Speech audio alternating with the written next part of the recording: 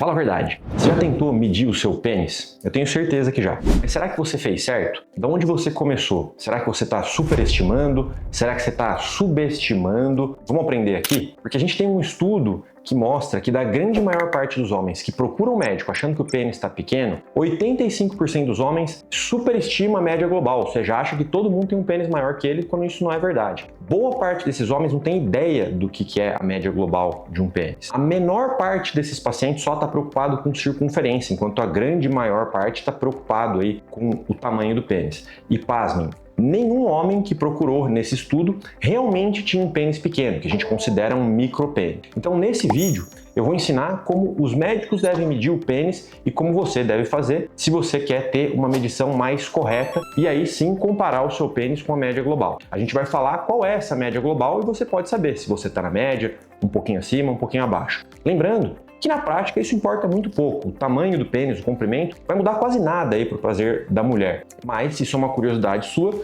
continua no vídeo aqui que eu vou te ensinar. Então, a primeira coisa, qual que é o melhor instrumento aí para a gente medir o pênis?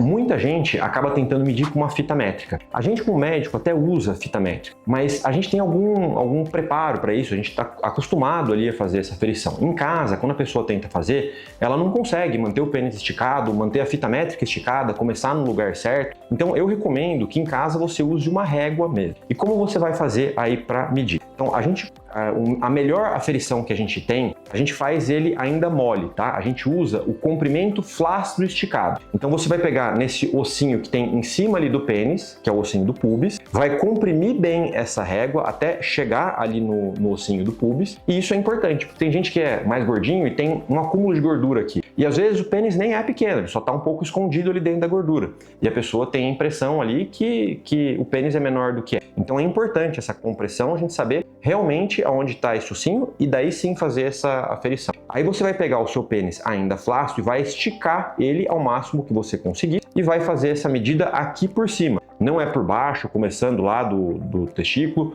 aí você vai acabar superestimando. Então é sempre aqui de cima, né? E faz esse comprimento flácido esticado. Ele duro, tá? Então o pênis, quando ele tá ereto, ele tende a ter um tamanho de 10 a 15% maior do que esse comprimento flácido esticado. Mas a gente não costuma pegar sempre esse comprimento dele duro, né?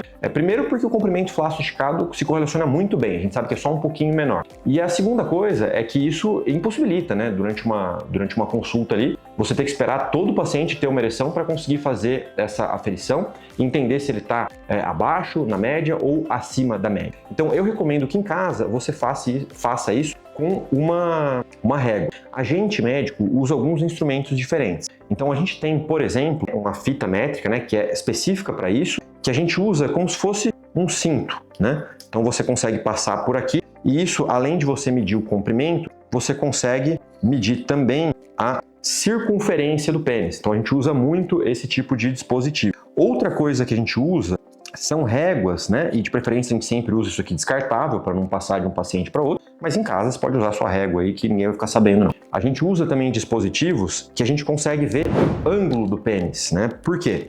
Porque alguns pacientes têm doença de Peyronie, então tem esses dispositivos aqui que são descartáveis, onde você não só consegue medir aqui com uma régua, como também a gente consegue ver o ângulo. Não sei se está dando para ver aí de longe, mas a gente consegue ver aqui a curvatura. Isso aqui é um goniômetro. Em casa, se você eventualmente tiver essa curiosidade de ver o ângulo porque está torto, a gente recomenda que você use um goniômetro. Mas, sinceramente, é muito difícil fazer isso de uma forma precisa em casa, né? Se você tem uma curvatura peniana, o ideal é que você vá aí no médico para que ele consiga fazer essa avaliação formal e consiga ver qual que é o tamanho dessa curvatura. Bom, e qual que é a média mundial? Então, a gente tem vários estudos, essa média ela varia um pouquinho de lugar para lugar. Então, tem locais no mundo onde a média é um pouquinho menor, tem locais onde a média é um pouquinho maior. Mas ele vai girar aí em torno de 13,5 centímetros, podendo variar para 1,5 para cima, 1,5 para baixo. Esses números são arredondados, tá? Até para ficar mais fácil aí da gente gravar. Então ele vai variar aí de mais ou menos 13,5 a 15 na média, né? É claro que tem pessoas que têm pênis maior do que isso. E tem pessoas que têm pênis menor do que isso e não tem problema sexual nenhum. Em relação à circunferência, na média global, vai sair aí em torno de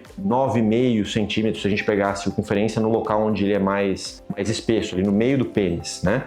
Isso é o mais normal. Também vai variar aí meio a 1 centímetro para cima e para baixo. Então essa é a média. Do ponto de vista prático, isso é uma curiosidade muito grande dos pacientes, né? Eles sempre me perguntam isso, mas na prática isso acaba influenciando pouco. Se você tiver dúvida sobre, ou tiver uma curiosidade, melhor dizendo, sobre o tamanho do pênis que as mulheres mais gostam, existe um estudo sobre isso, eu já falei isso aqui no canal também. Então eu vou deixar aqui o card desse vídeo e você pode acessar para tirar essa curiosidade aí, ver qual é o tamanho de pênis que as mulheres mais gostam. Por hoje é isso que eu tinha para trazer aqui. Queria pedir para vocês se inscreverem aqui no canal, compartilharem esse conteúdo e curtam se vocês ficaram aqui até o final. Isso é muito importante para o YouTube entender que é um conteúdo relevante, entregar para mais pessoas que queiram aprender mais sobre saúde sexual. Um abraço e até a próxima.